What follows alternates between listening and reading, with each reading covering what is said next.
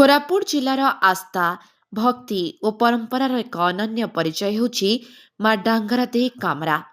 କାମରା ଓ କାଳିଆଗୁଡ଼ା ଗାଁ ମଧ୍ୟଭାଗରେ ଅବସ୍ଥିତ ଏହି ପବିତ୍ର ମନ୍ଦିରଟି ଭକ୍ତମାନଙ୍କ ଆସ୍ଥାର କେନ୍ଦ୍ରବିନ୍ଦୁ ଭାବେ ପରିଚିତ।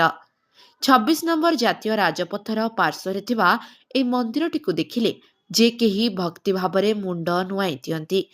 ଏହି ରାସ୍ତା ଦେଇ ଯାତ୍ରା କରୁଥିବା ଶତାଧିକ ଯାତ୍ରୀ ଓ ଚାଳକ ମାଙ୍କୁ ଦୂରରୁ ହାତ ଯୋଡ଼ି ପ୍ରଣାମ କରି ନିଜ ଯାତ୍ରା ଆରମ୍ଭ କରୁଥିବାର ଦୃଶ୍ୟ ପ୍ରାୟ ଦିନକୁ ଦିନ ଦେଖିବାକୁ ବଢ଼ିବାରେ ଲାଗିଛି।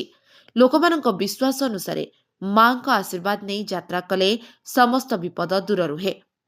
ଏକ ଛୋଟିଆ ପାହାଡ଼ ଉପରେ ବିରାଜମାନ କରୁଥିବା ମା ଡାଙ୍ଗରାଦେଇଙ୍କ ଏହି ଭବ୍ୟ ମନ୍ଦିରଟି ଦୂରରୁ ଦେଖିଲେ ମନକୁ ଆକର୍ଷିତ କରେ। ସମଗ୍ର ଅଞ୍ଚଳର ସୁନ୍ଦର ପ୍ରାକୃତିକ ଦୃଶ୍ୟ ଦେଖିବାକୁ ମିଳେ। ମନ୍ଦିର ପରିସର ଚାରିପାଖରେ ସବୁଜିମାରେ ଭରପୁର ଶାନ୍ତ ଓ ସୁନ୍ଦର ପରିବେଶ ଭକ୍ତମାନଙ୍କୁ ମାନସିକ ଶାନ୍ତି ମଧ୍ୟ ପ୍ରଦାନ କରେ।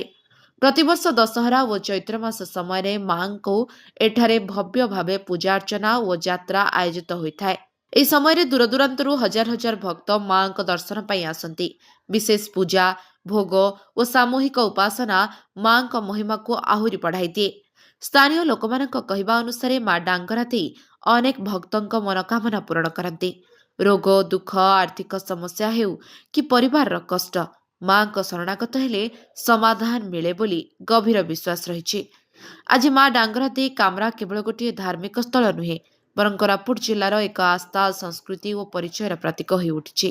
ଯଦି ଆଗାମୀ ଦିନରେ ପ୍ରଶାସନିକ ସହଯୋଗ ମିଳେ, ତେବେ ଏହି ସ୍ଥାନଟି ଏକ ଗୁରୁତ୍ୱପୂର୍ଣ୍ଣ ଧାର୍ମିକ ଓ ପର୍ଯ୍ୟଟନ କେନ୍ଦ୍ର ଭାବେ ଉଭୟ ଜିଲ୍ଲା ସହିତ ରାଜ୍ୟ ସ୍ତରରେ ପରିଚିତ ହେବ ବୋଲି ଆଶା କରାଯାଉଛି। ନବରଙ୍ଗପୁର ଉମରକୋଟରୁ ତ୍ରିପତି ନନ୍ଦଙ୍କ ରିପୋର୍ଟ, ଲିଭ୍ ଲାଇଫ୍ ଓଡ଼ିଆ। এটা আমার বরিগুমা ব্লক কামরা পঞ্চায়েত কামরা মন্দির কামরা মা মন্দির আছে ডঙ্গরদেবী মন্দির যা আমি যা মনস্কামনা করুଛୁ তা ପୂର୍ଣ୍ଣ ହେଉଛି। ଭକ୍ତମାନେ ବହୁତ ଆସୁଛନ୍ତି। କାମରା এটা ଆମର ପୂର୍ବ ପାଟରୁ ଚାଲିଛି, ଆମର ବାପାର ବାପା ଜେଜେ ବାପା ସେମିତି ପୂର୍ବ ପାଟରୁ ଏ ମନ୍ଦିରଟା ଚାଲିଛି। ଆଜ୍ଞା ମନ୍ଦିର କେବେ ବହୁତ କେବେ ପୁରୁଣା ମନ୍ଦିରଟା ଆମେ ଜାଣିନୁ, ଆମର ବାପା ବି ଜାଣିନାହିଁ।